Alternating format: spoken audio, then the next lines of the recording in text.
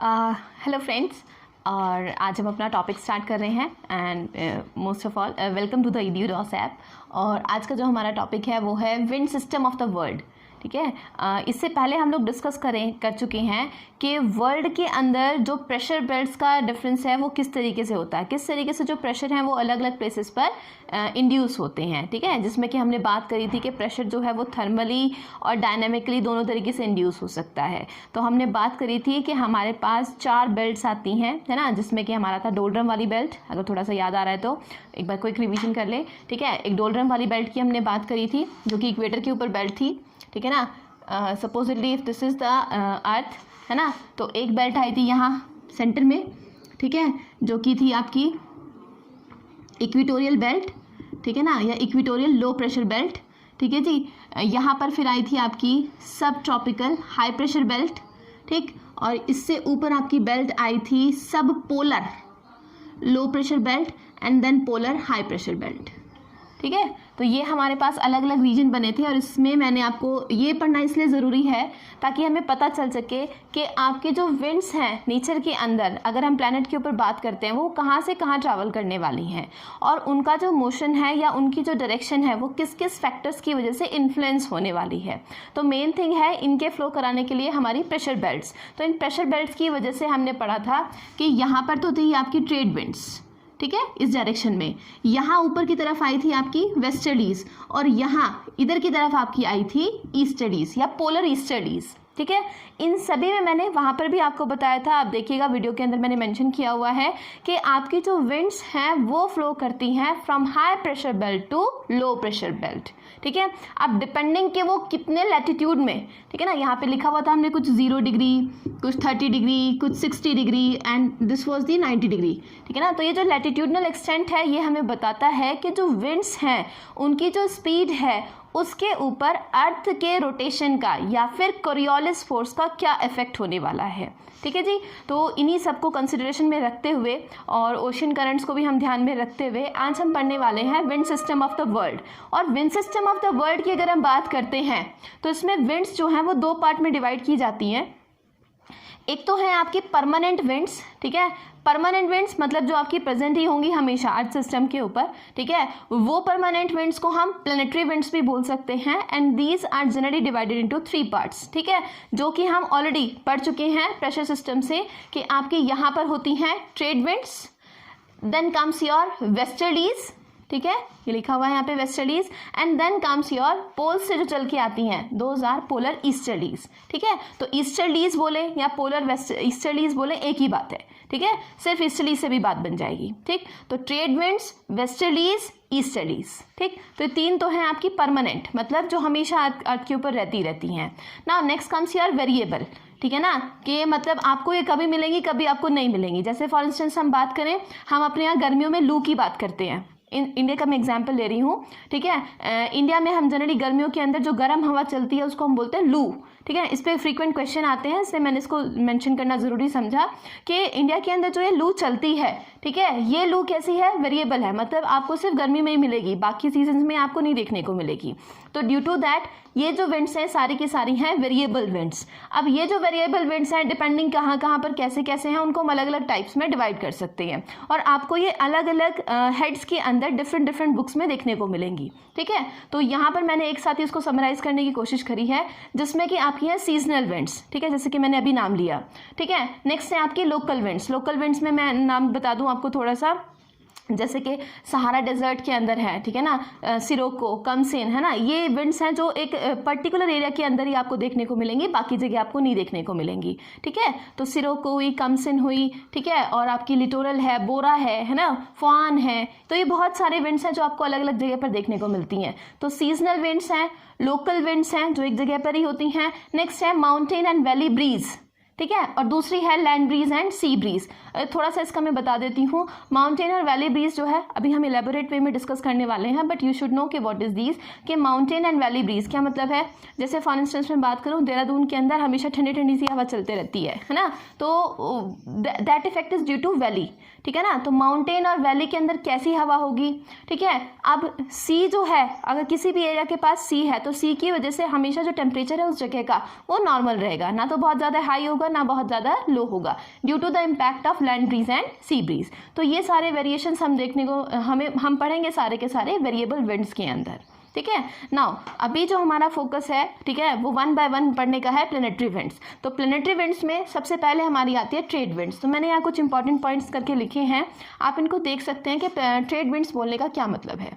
First of all trade winds अगर हम बोल रहे हैं, ठीक है ना, तो मैंने पहले ही बता दिया था प्रेशर बेल्ट्स ऑफ द जो हमने सिस्टम पढ़ा था, pressure system of the world, ठीक है, उसमें हमने पढ़ा था कि आपके जो सब ट्रॉपिकल हाई प्रेशर बेल्ट है और इक्वेटोरियल लो प्रेशर बेल्ट है, ठीक है ना, हमने बात करी थी इक्वेटर के ऊपर हीटिंग इफेक्ट बहुत ज़्यादा होता है, जिसकी वजह से एयर क्या करती है, राइज करती है, और एयर राइज करती है तो वहाँ पर नीचे की तरफ होती है लो प्रेशर कंडीशन, और ऊपर जहाँ आसमान में हवा जाएगी ट्रोपोस्फेयर तक, वहाँ पर कंडीशन होगी हाई प्रेशर, ठीक है। तो ड्यू टू दिस आपका high pressure to low pressure, मतलब सब ट्रॉपिकल रीजन से, मतलब अप्रॉक्सीमेटली 30 डिग्री से जो हवाएं 0 डिग्री तक आती हैं, उनको हम लोग बोलते हैं ट्रेड विंड्स, ठीक है। जनरली इनको हम ईस्टर्लीज भी बोल देते हैं, ठीक है ना। क्यों बोल देते हैं, क्योंकि ये एक्चुअली में जो ट्रैवल करती है वो ईस्ट के अलाउंग ट्रैवल करती है। बट है क्या, आप देखो मैं बता देती हूँ थोड़ा सा इसमें इम्पैक्ट। हमने अभी बात करी कि अर्थ जो है वो अपनी एक्सीस के ऊपर वेस्ट टू ईस्ट रोटेट कर रही है, ठीक। अब रोटेट करने की वजह से है क्या, हमें मालूम है अर्थ का एक है डायमीटर। तो अगर हम यहाँ से एक सेंटर लाइन एज्यूम कर लें, ये पूरी अर्थ है, इसकी हमें डायमीटर वाली लाइन अगर हम एज्यूम कर लेते हैं, तो अगर ये हमारी 0 डिग्री वाली लाइन है तो यहाँ से ये एंगल हम बनाते चलेंगे और ये बढ़ता चलेगा और ये एंगल हो जाएगा यहाँ पे 90 डिग्री, ठीक है जी। तो अब होगा क्या कि यहाँ पर रेडियाई वैल्यू ज़्यादा होने की वजह से और कंपैरेटिवली अपर रीजन्स में रेडियाई वैल्यू कम होने की वजह से आपका जो रोटेशन इफेक्ट आपको सबसे ज़्यादा देखने को मिलेगा वो पोल्स के ऊपर देखने को मिलेगा, ठीक है। तो कोरियोलिस फोर्स, मैं नाम लिख रही हूँ यहाँ पे, कोरियोलिस फोर्स। कोरियोलिस फोर्स का जो इफेक्ट है वो सबसे कम यहाँ पर होता है, ऑलमोस्ट 0 होता है इन विंड्स के ऊपर, कहाँ पर, इक्वेटर के ऊपर। और ये धीरे धीरे जैसे हम अपर लैटिट्यूड्स या 90 डिग्री तक हम बढ़ते चले जाते हैं, कोरियोलिस फोर्स का इम्पैक्ट जो होता है वो बढ़ते चले जाता है, या रोटेशन ऑफ अर्थ का जो इम्पैक्ट होता है वो बढ़ते चले जाता है। ड्यू टू दैट आपकी जो विंड की स्पीड है और विंड की जो डायरेक्शन है वो दोनों अफेक्ट होती है, ठीक है। कोरियोलिस फोर्स के इफेक्ट की वजह से नदर्न हेमिस्फेयर में, हम ऑलरेडी पढ़ चुकी हैं, नदर्न हेमिस्फेयर में जहां हमने ओशन करंट्स की बात करी थी, मैं आपको ऑलरेडी बता चुकी हूं कि जो गायर बनता है ना, साइकिल जो बनता है ओशन करंट का, वो नदर्न हेमिस्फेयर में बनता है क्लॉकवाइज और सदर्न हेमिस्फेयर में बनता है एंटी क्लॉकवाइज, ठीक है। तो ये जो क्लॉकवाइज और एंटी क्लॉकवाइज बन रहा है, या दूसरे टर्म्स में बोलूं कि नदर्न हेमिस्फेयर में कोई भी चीज़ सीधे ना जाकर के अपने राइट में टिल्ट हो जाती है, ठीक है, और सदर्न हेमिस्फेयर में कोई भी चीज़ सीधे ना जाकर के अपने लेफ्ट में टिल्ट हो जाती है। ये जो इफेक्ट होता है इसको हम लोग बोलते हैं फेरेल्स लॉ, फेरेल्स लॉ, ठीक है ना, कि कोई भी चीज़ स्ट्रेट यहाँ से सेंटर से नॉर्थ में या साउथ में ना जाकर के या तो अपने राइट में टिल्ट होगी या तो अपने लेफ्ट में टिल्ट होगी। अब याद रखें राइट और लेफ्ट किससे डिसाइड होता है, राइट और लेफ्ट इस पोजीशन से या इस पॉइंट से डिसाइड होता है। आप यहाँ इस पॉइंट पर खड़े होंगे, इस पॉइंट के लिए ये आपका राइट होगा और ये आपका लेफ्ट होगा, तो राइट का मतलब है ये।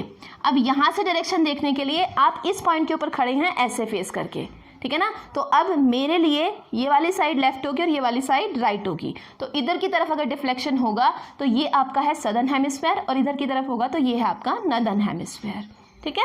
तो स्टार्टिंग पॉइंट देखते हैं कहाँ से हमें डिफ्लेक्शन देखना है, उसी से राइट और लेफ्ट डिसाइड होता है, ठीक है ना। तो डू नॉट गेट कंफ्यूज कि अर्थ के कोरियोलिस इफेक्ट की वजह से नॉर्दर्न हेमिस्फेयर में राइट, सदर्न हेमिस्फेयर में लेफ्ट जो इमोशन होता है, इस चीज़ को हम लोग बोलते हैं फेरेल्स लॉ।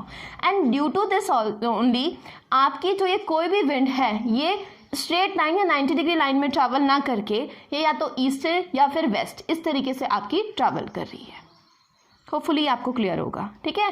अब इसकी वजह से होगा क्या, बहुत ध्यान से सुने, क्योंकि अब हम यहाँ पर करंट की भी बात करेंगे और हम यहाँ पर विंड की भी बात करेंगे, हम दोनों चीज़ों को यहाँ पर कंसिडरेशन में लेंगे, ठीक है। सबसे पहली चीज़, इनको हम नॉर्दर्न हेमिस्फेयर में नॉर्थ ईस्ट ट्रेड विंड्स और सदर्न हेमिस्फेयर में साउथ ईस्ट ट्रेड विंड्स बोल सकते हैं, ठीक है। ये जो विंड्स हैं आपके ट्रेड विंड्स जितने भी, क्योंकि मैंने अभी कहा कि आपका जो एक कोरियोलिस का इफेक्ट होगा ये यहाँ पर ऑलमोस्ट 0 होता है, ठीक है। लेकिन जैसे जैसे आप हायर लैटिट्यूड्स में बढ़ेंगे आपका कोरियोलिस का इफेक्ट बढ़ता चला जाएगा, मतलब रोटेशन आपको ज़्यादा देखने को मिलेगा या रोटेशन इफेक्ट ज़्यादा विंड की वजह से आपको देखने को मिलेगा, जिसकी वजह से विंड की स्पीड भी हायर लैटिट्यूड्स के अंदर बहुत ज़्यादा होगी। तो यानी कि एक 30 डिग्री की बात करें तो 60 डिग्री के कंपैरिजन में ये लोअर लैटिट्यूड है, तो यहाँ पर जो विंड की स्पीड है ऑलमोस्ट फिर भी इन विंड्स के कंपैरिजन में कम होगी और रेगुलर होगी, मतलब जिस पाथ में वो जा रहे हैं उसी पाथ को वो मेंटेन करेंगे। और हम पहले भी बोल चुके हैं कि 0 डिग्री के ऊपर कामनेस है, ठीक है जी। कामनेस का मतलब क्या है, ना तो विंड चल रही है, मतलब विंड फ्लो नहीं कर रही है, ठीक है ना, तो ट्रेड के लिए हमारे लिए यूजफुल नहीं है। 30 डिग्री के ऊपर भी क्या था कि क्योंकि विंड जो है ऊपर से, जो एयर है, एयर मास पूरा ऊपर से कहाँ आ रहा था, नीचे, ग्राउंड के ऊपर, तो क्योंकि वो ऊपर से नीचे आपका इफेक्ट कर रहा था, याद हो तो यहाँ पर मैंने लिखा था डोल्ड्रम्स और यहाँ पर मैंने लिखा था हॉर्स लैटिट्यूड, और एग्जाम्पल भी बताया था कि शिप के ऊपर एयर का प्रेशर पड़ता है जिसकी वजह से ऐसा लगता है कि शिप का वेट ज़्यादा हो गया और लोग वहाँ पे हॉर्स को बाहर फेंक देते थे, ठीक है ना। तो यहाँ पर हुआ क्या कि जो 30 डिग्री वाली लाइन है, यहाँ से जो ये विंड्स ऊपर से नीचे चल के आ रही हैं, इनमें कोरियोलिस इफेक्ट कम है, इनकी डायरेक्शन भी यूनिफॉर्म है ऑलमोस्ट, और स्पीड भी मेंटेन है। तो पुराने टाइम में, अब तो सब कुछ क्या है आपका कि सब फ्यूल प्रोपेल्ड हो गया है, फ्यूल से सब कुछ चलता है, लेकिन उस टाइम पे सब विंड पर डिपेंडेंट थे फॉर ट्रैवलिंग पर्पस, ठीक है। तो ड्यू टू दैट जो आपका ट्रेड था वो ज़्यादा प्रॉस्परस था इन लैटिट्यूड्स के अंदर, ठीक है ना, कि अगर किसी को भी ट्रेड करना है तो अपनी शिप लेकर के जो वो निकलेगा, वो अगर वो इन लैटिट्यूड्स के लिए के अंदर निकला तो ट्रेड विंड्स जो हैं उसको अच्छा हेल्प करेंगी एक जगह से दूसरी जगह जाने में। लेकिन अगर वो ट्रेड विंड्स के एडवर्स डायरेक्शन में चलेगा तो उसको मोशन में हेल्प नहीं मिलेगी, ठीक है।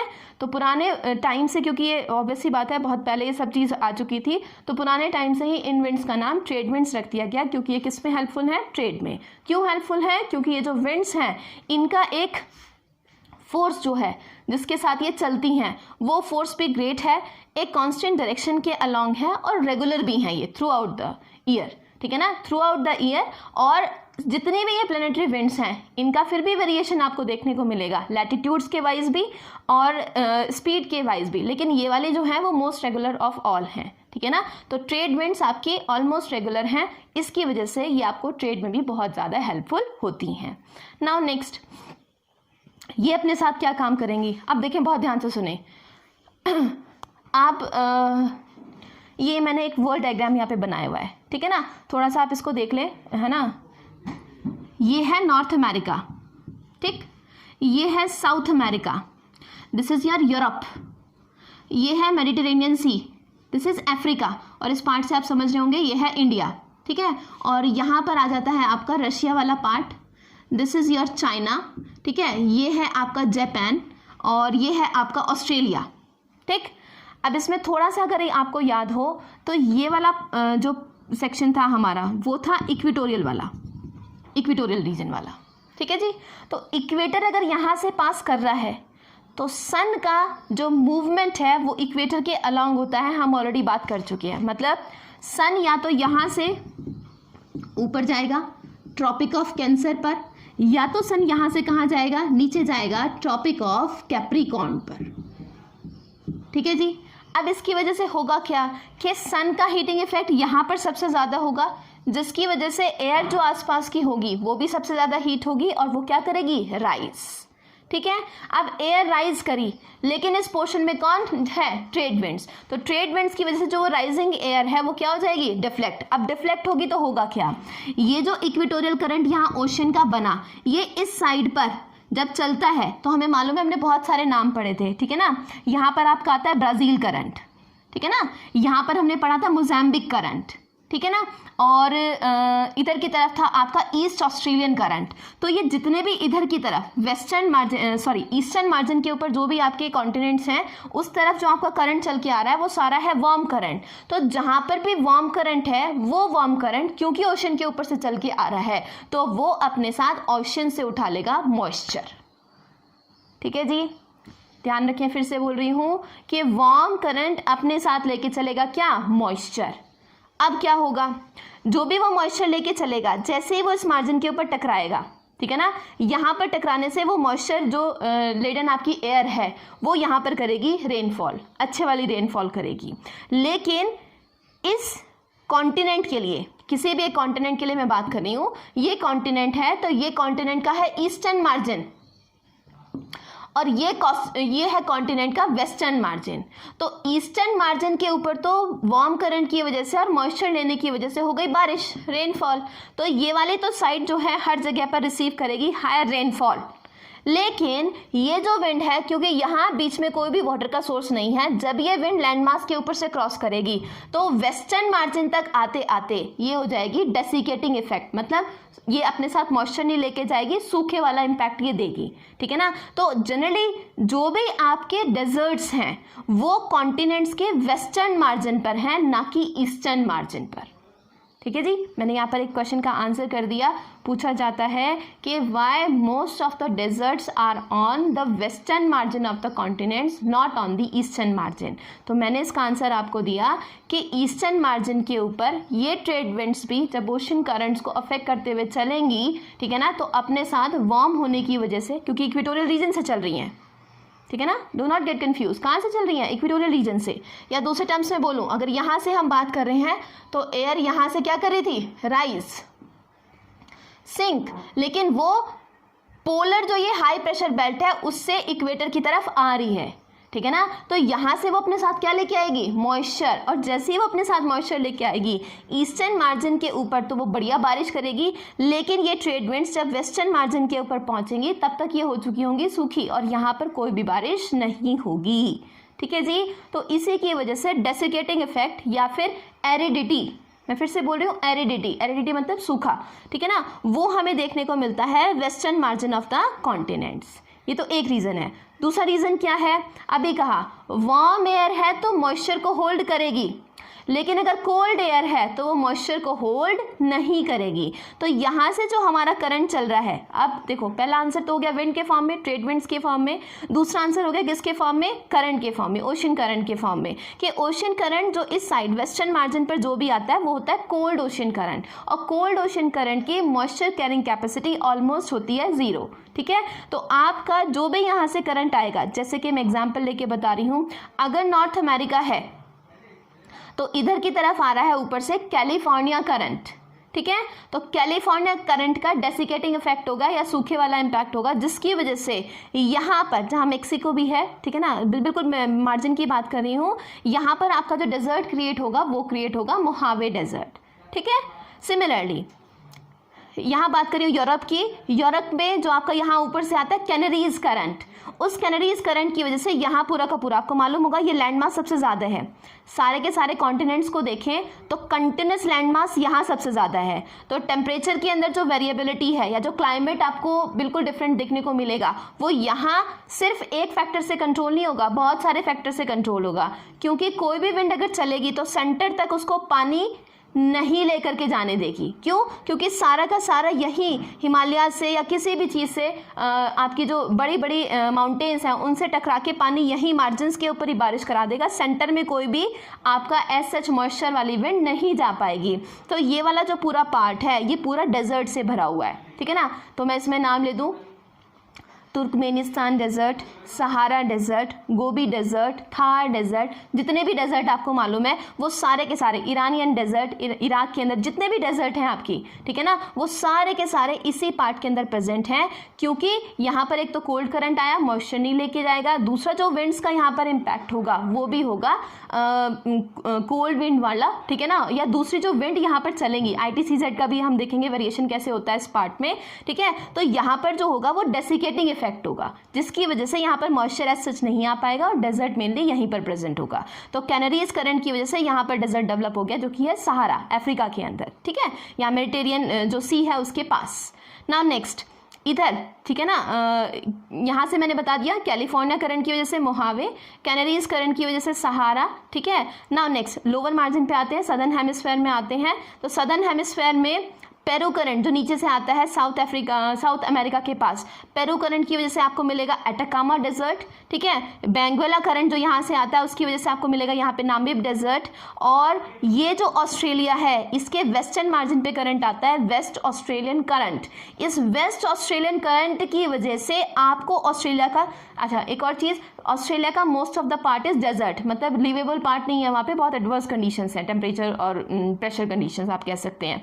तो अभी मालूम भी होगा बुश फायर हुआ था वहाँ पे बहुत ज़्यादा, तो वेजिटेशन का लॉस हुआ था, एनिमल लाइफ बहुत ज़्यादा लॉस हो गई थी वहाँ पे, ठीक है ना। तो ये जो पूरा का पूरा इफेक्ट है, मतलब जो भी हम यहाँ इन सब कंट्रीज़ के अंदर काम कर रहे हैं अल्टीमेटली, क्योंकि ये वाला जो पार्ट है उसके अंदर ओशियन ज़्यादा है, तो सबसे ज़्यादा कोरल रीफ्स भी यहाँ ऑस्ट्रेलिया के आसपास भी हैं। तो जो भी क्लाइमेटिक चेंजेस हैं वर्ल्ड के अंदर वो क्या इम्पैक्ट कर रहे हैं वो हमें ऑस्ट्रेलिया की कोरल रीफ्स के थ्रू पता चलते हैं, ठीक है। तो यहाँ का जो कोरल ब्लीचिंग है उसके कारण, ठीक है ना, आने के सी एनिमल्स होते हैं आपके, या सी प्लांट्स आप बोल सकते हैं, सी प्लांट्स होते हैं आपके यहाँ पे, कोरल रीफ्स हैं यहाँ पे, ठीक है जी। ये जो कोरल रीफ्स हैं यहाँ पे, ये कोरल रीफ्स क्या हो जाती हैं, ब्लीच हो जाती हैं, जिसकी वजह से वो डाई आउट हो जाती हैं और ओशियन का आपका पूरा जो कहना चाहिए वेजिटेशन है वो ख़त्म हो जाता है, ठीक है। तो ये जो आपका ऑस्ट्रेलिया है, ये ऑस्ट्रेलिया जो है यहाँ पर, यहाँ से आया वेस्ट ऑस्ट्रेलियन करंट लेकर के, और यहाँ पर इसने क्या बनाया, वेस्ट ऑस्ट्रेलियन डेजर्ट। तो यहाँ से हमने देखा कि कोल्ड करंट के इम्पैक्ट की वजह से और ट्रेड विंड्स के डेसिकेटिंग इफेक्ट की वजह से जो वेस्टर्न मार्जिन है वहाँ पर क्या डेवलप हो गए, डेजर्ट्स। कौन कौन से डेजर्ट, कैलिफोर्निया करंट की वजह से मोहावे, पेरू करंट की वजह से अटकामा, कैनरीज करंट की वजह से सहारा, बेंगोला करंट की वजह से नाम्बिप, और आपका वेस्ट ऑस्ट्रेलियन करंट की वजह से West Australian desert. Am I clear? तो यहाँ पर इसके साथ ये वाला जो पार्ट है ये ठीक हो गया। नाउ नेक्स्ट हमारे पास है एक हवाई, ठीक है, आपको मालूम होगा आइलैंड है ये। हवाई आइलैंड जो है, अच्छा, कभी भी जो आंसर है ज्योग्राफी के अंदर वो कन्फाइन नहीं होता येस और नो के फॉर्म में, ये चीज़ आप हमेशा ध्यान रखिएगा, क्योंकि हमारा जो यहाँ पर इम्पैक्ट है सन के हीटिंग का, वो सन के हीटिंग का इम्पैक्ट कभी इक्वेटर पर होता है, कभी ट्रॉपिक्स पर होता है, ऊपर या फिर नीचे। तो इसकी वजह से होता क्या है आपका कि ITCZ भी कभी भी, मैंने आपको बोला था जब ये मैंने प्रेशर बेल्ट्स भी बनाई थी कि 30 डिग्री हमने बोला है, but that line is not 30 degree always, वो 5 डिग्री अप या 5 डिग्री डाउन हो सकती है। तो वो जो 5 डिग्री अप या 5 डिग्री डाउन होगी, यानी कि वो लाइन कभी भी फिक्स नहीं है, प्रेशर बेल्ट कैसे भी चेंज हो सकती है। तो ड्यू टू दैट जो भी आपकी ये विंड्स ट्रैवल कर रही हैं, ये विंड्स का जो इम्पैक्ट होगा प्रेशर सिस्टम की वजह से वो भी आपका चेंज होता रहेगा। इसी कारण से जो हवाई है, हवाई में होनी तो गर्मी चाहिए, लेकिन इन ट्रेड विंड्स के इम्पैक्ट की वजह से वहाँ का टेम्परेचर जो है वो almost throughout the year pleasant बना रहता है, and it is one of the famous islands to visit, है ना, मतलब लोग वेकेशंस के लिए यहाँ पर जाते हैं, तो हवाईयन आइलैंड्स जो हैं वहाँ पर तो प्लेजेंट टेम्परेचर यहाँ पर बना रहता है हवाईयन आइलैंड्स का, because of the presence of trade winds, क्योंकि ट्रेड विंड्स वहाँ पर एक सूदिंग इफेक्ट देती हैं, ठीक है ना, क्योंकि ये कहाँ से आ रही है, मॉइस्चर लेडन है, ठंडी हवाएं ये लेकर के आती है, ठीक है। तो हमने पढ़ लिया इसके बारे में, ठीक है जी। तो इसके साथ मैं एक बार फटाफट से क्विक रिवीजन देती हूँ। नेक्स्ट मैं उसमें वीडियो में स्टार्ट कर रही हूँ वेस्टर्लीज के साथ, ठीक है। तो हमने क्या क्या पढ़ा, विंड्स है हमारी दो टाइप्स की, पहली है परमानेंट, दूसरी है वेरिएबल। नेक्स्ट हमने पढ़ा कि जो परमानेंट है वो तीन तरीके की हैं, trade winds, westerlies and easterlies. ये जो ट्रेड विंड्स हैं ये नॉर्थ ईस्ट या फिर साउथ ईस्ट ट्रेड विंड्स के नाम से भी हैं, मोस्ट रेगुलर हैं और ये अपने साथ ग्रेट फोर्स के साथ आती हैं, कांस्टेंट डायरेक्शन में रहती हैं, जिसकी वजह से ट्रेड के लिए ये विंड सबसे बढ़िया होती हैं, ठीक है जी। वेस्टर्लीज और पोलर ईस्टर्लीज नहीं होती है, क्योंकि मैंने बताया कोरियोलिस इफेक्ट ऊपर जाते जाते बढ़ता चला जाएगा, और कोरियोलिस इफेक्ट बढ़ेगा तो स्पीड भी बढ़ेगी और नेविगेशन में होगी प्रॉब्लम, ठीक है। तो ये वाले लैटिट्यूड्स जो हैं ट्रेड के लिए एज सच इतना बढ़िया इम्पैक्ट उनका नहीं होने वाला है, ठीक है जी। तो आज के लिए हमारे पास इस वीडियो में यही है, ठीक है। तो हम नेक्स्ट वीडियो में स्टार्ट करेंगे फिर वेस्टर्लीज के लिए, ठीक है। एंड थैंक यू, है ना, and do like share and subscribe, thank you.